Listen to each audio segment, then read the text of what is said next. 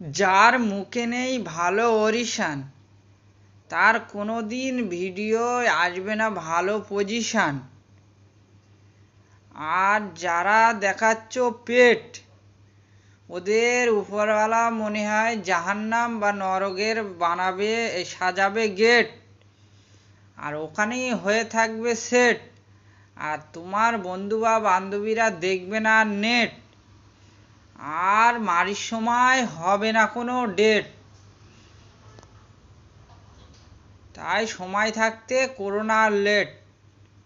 যার মুখে নেই ভালো অরিশান, তার কোনো দিন ভিডিও আসবে না ভালো পজিশান।